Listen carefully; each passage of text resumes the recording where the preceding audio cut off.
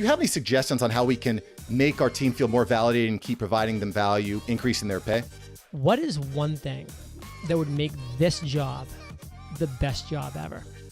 For you, one thing. And it's an individual question. And some people are going to say, I need a 3-day weekend every weekend because I want to travel. So I'll work 10-hour days for 4 days. Some people will say, I don't want to start work until 10 a.m. because I have a young child and that's the only time I can really spend quality time with them, but I'll work till 6 or 7. For some people, it might be money. Who knows? But you find that one thing, then they're not just going to go and leave you as soon as they get like a higher or a better potential opportunity, a higher salary or a higher raise, because that new job is likely not going to be able to match what you're giving them, which is the one thing that makes this the best job ever.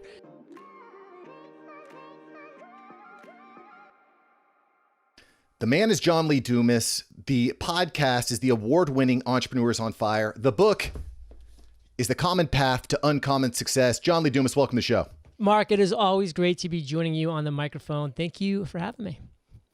It's my pleasure, my pleasure. John, I want to get right into it.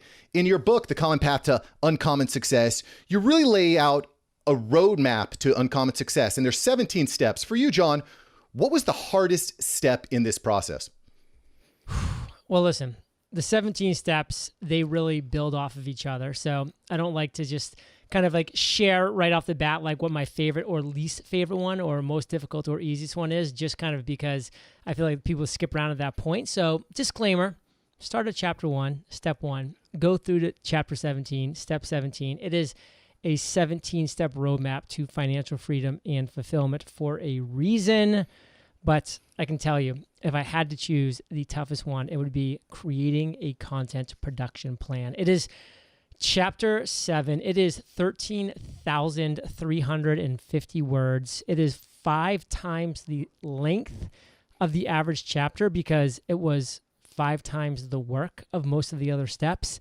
It could be a business book in and of itself, that chapter alone. But let me tell you, once you put in the work and once you have a content production plan that is just flowing and systems and automations are all set up, you will reap benefits from that for years and potentially decades to come. So although it is the most difficult step of the 17, it is such a critical one that I think people should not be dreading, but should be looking forward to, because after you put in the hard work, you get paid for years. Amazing, amazing, amazing. And speaking of getting paid, because frankly, that's why we're here, right? We want to create content. We want to build a business. We want to get paid. And in chapter 11, you really break down, first, prove the concept, prove that your niche, your avatar, et cetera, your content creation, prove, and then develop solutions. For you, what is your favorite solution to offer clients and audience?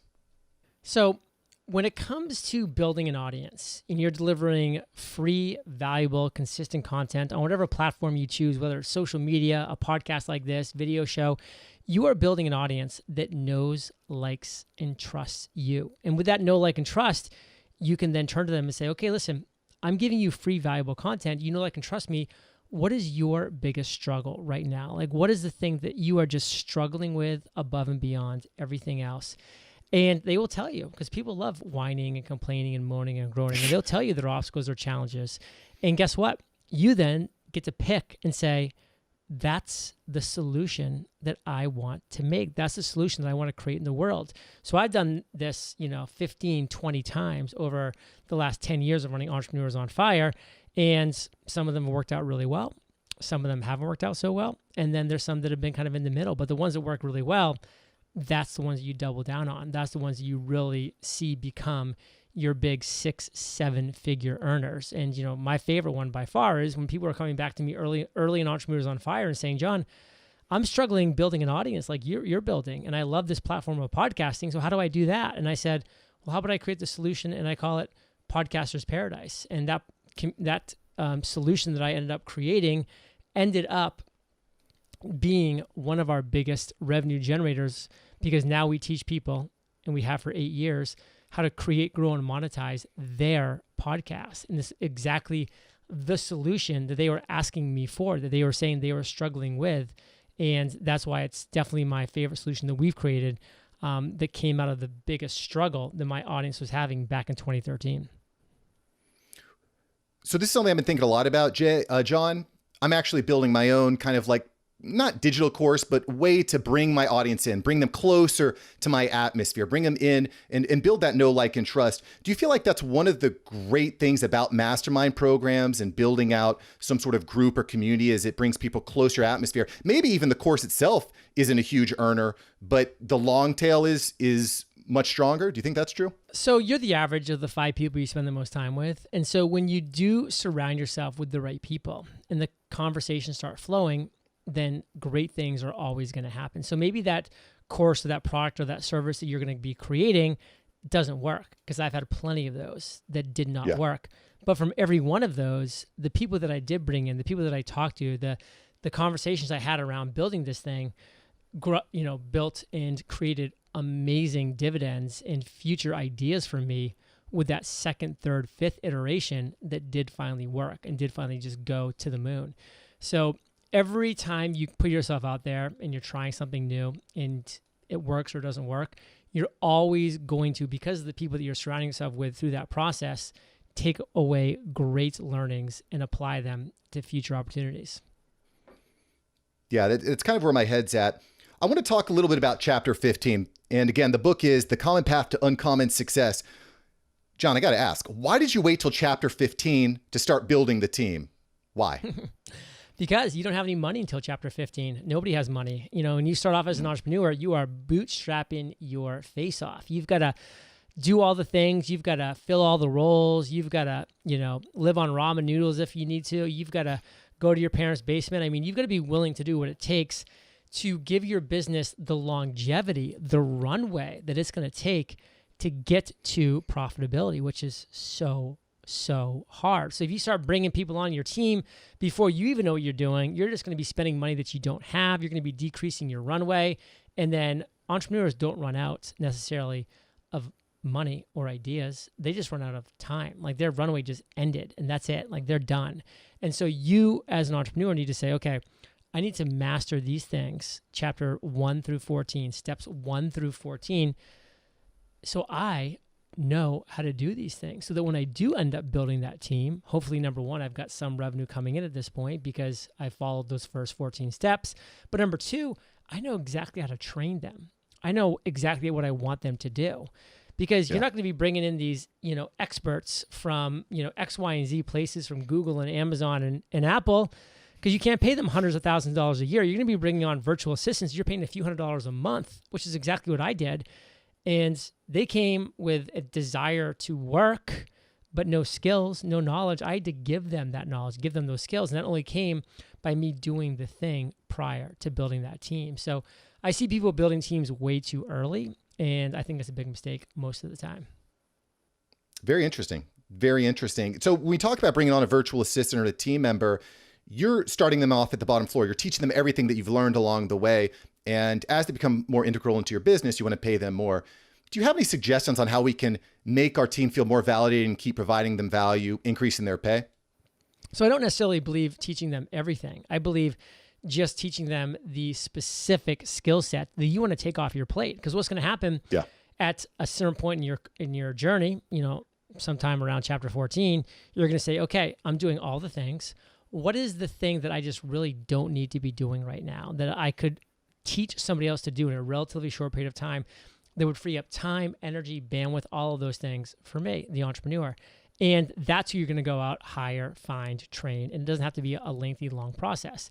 And one thing that I've done, because now I have a virtual assistant who's been with me for 12 years. She was actually with me at a prior entrepreneurial venture I did before Entrepreneurs on Fire, and stayed with me through that. One that's been with me for 7 years and one for 6 years. And the reason why they've been here so long is because we love to look at our virtual assistants and say, what is one thing that would make this job the best job ever for you? One thing. And it's an individual question.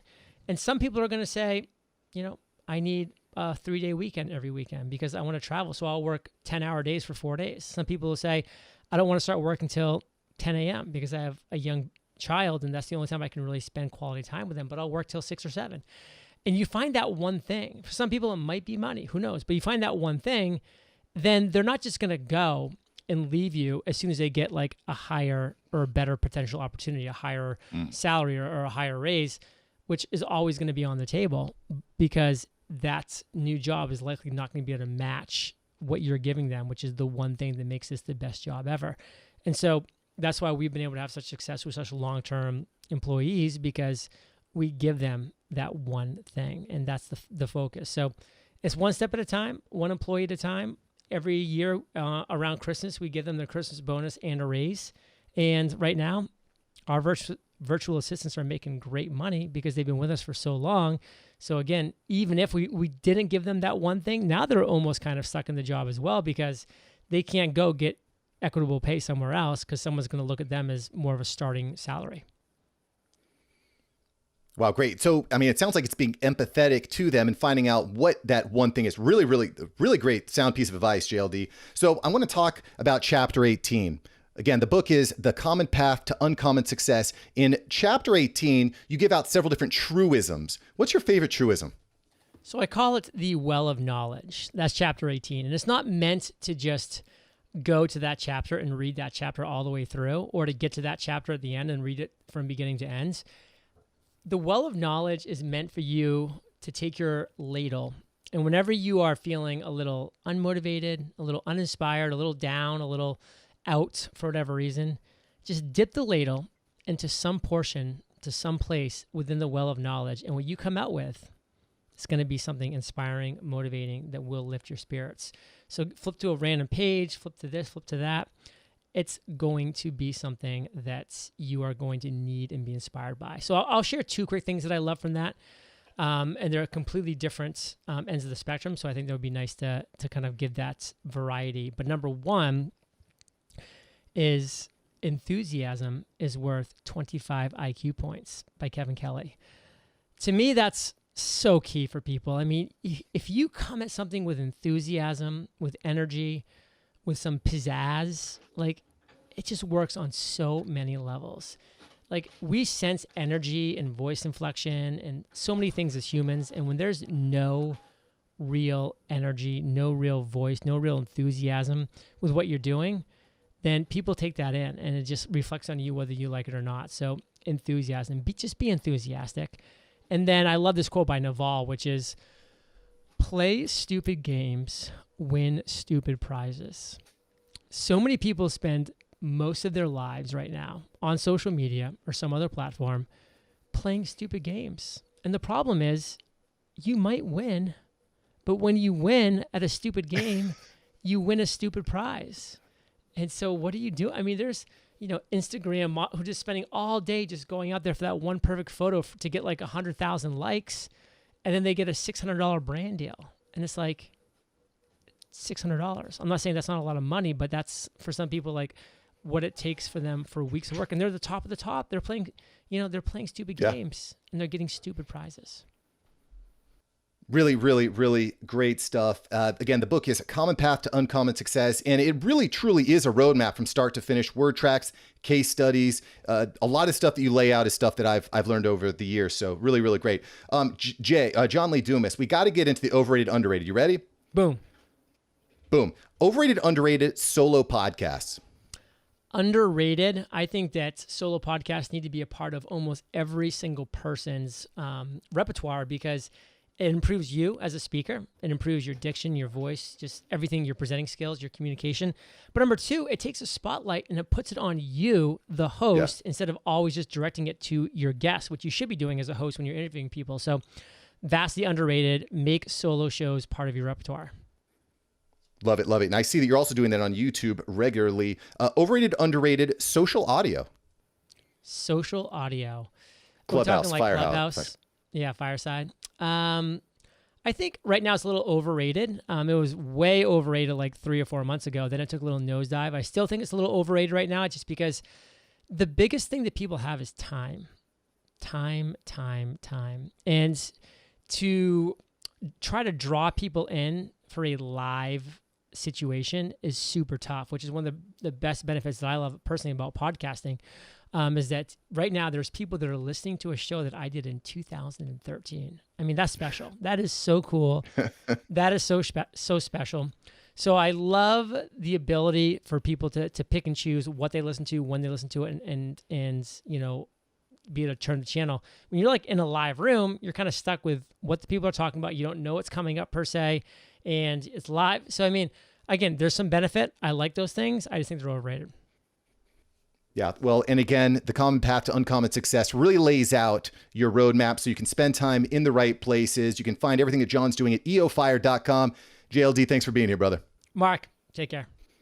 See you soon. Thank you so much for watching. I'm glad you enjoyed this episode. I've got several other episodes right here for you. Smash one of these videos to make sure that you don't miss out on the tips, tools, and tactics of industry experts. Let's take that side hustle full time. Smash one of these links.